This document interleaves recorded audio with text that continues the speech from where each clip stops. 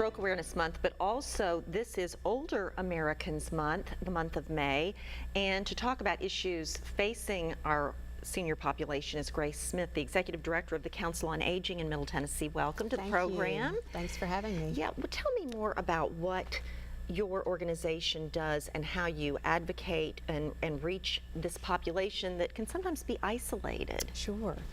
The Council on Aging of Middle Tennessee has been a nonprofit agency for 30 years, and we really exist to provide information, education, and advocacy for older adults and caregivers. And we also identify unmet needs and then serve as a catalyst to develop solutions to those needs. For the past 2 years, we've really been focused on senior transportation because it's been an unmet need that has been discussed among senior service providers for 10 years now. And the Council on Aging convened a coalition of organizations, public and private, that has been meeting, looking at models around the country, and we have now developed a new service that's going to be a call center and assisted ride program called Senior Ride Nashville that will be launching later this year. What great news. So we're really excited that's going to be a new option for older adults who can no longer drive. Almost like a Lyft or Uber for seniors? Similar in many ways, where you can call and request a ride. Different in that it's going to be operated primarily by volunteer drivers who will be screened and trained, and actually can go beyond what Uber and Lyft can do and provide door-through-door support. Oh, that's fabulous. Yes. I'd not heard of this. We're maybe breaking some news here. That's terrific.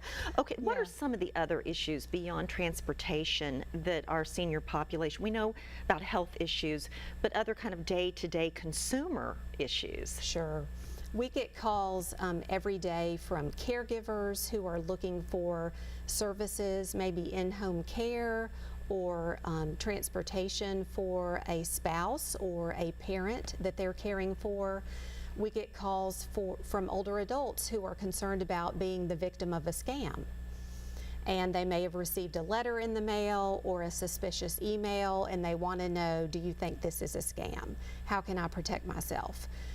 We receive calls from older adults who are looking for affordable housing. And that has become a big issue that we are now doing more advocacy around and looking for solutions to help seniors who are on fixed income and need to stretch their dollars in order to find ways to either stay where they are in their own homes or find housing options that are more affordable.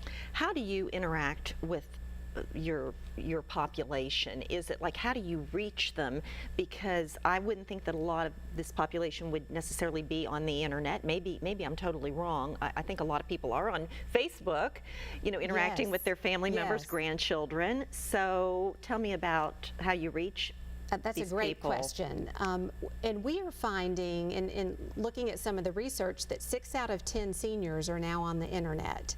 Terrific. So more and more numbers, particularly as baby boomers age, and we know that 10,000 adults are turning 65 every day now in this country.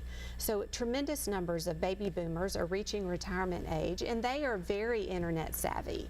So I think we're going to see more and more seniors online.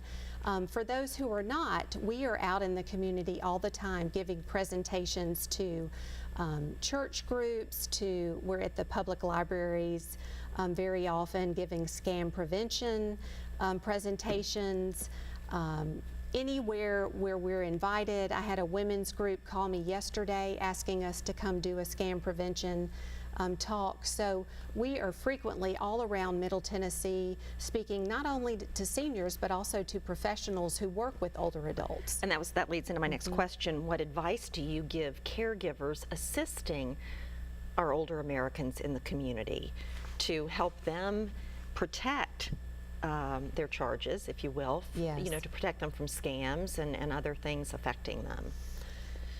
The number one piece of advice that we give, because it is the biggest risk factor for being a victim of scams or financial exploitation, is to help your loved one avoid isolation. keep them connected, stay involved, whether it's connection to neighbors, to their faith community, getting them out in the community, to the store, to wherever you can, keep them connected to the community so they're not sitting isolated at home all the time, because that's when they're at greatest risk for being a victim of a scam. We find that programs like Meals on Wheels and some of the nonprofit run services that older adults may qualify for are also another good protection, because that's another set of eyes coming to the house and making sure, checking in to make sure they're okay. And for a lot of caregivers these days, particularly adult children, they may live in a different city and they're concerned about mom or dad being here.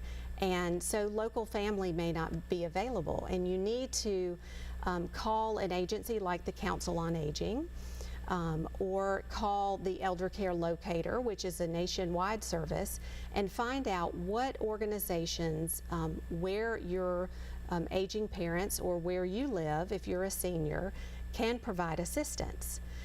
One of the things that the Council on Aging has done for years is we produce a directory of services for seniors.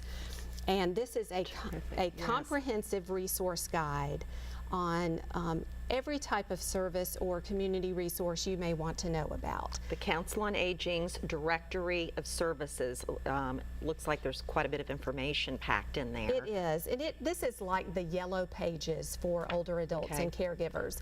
It is unbiased information, but it's everything from senior centers to in-home care and home health, information on Medicare, Social Security, you name it, it's in here. And we keep this updated, particularly in our online directory, which is on our website. Wonderful, wonderful information. Thank you for sharing this with us, Grace. What a pleasure to have you today. Thank you. All right, and we'll be back to close up our program right after this.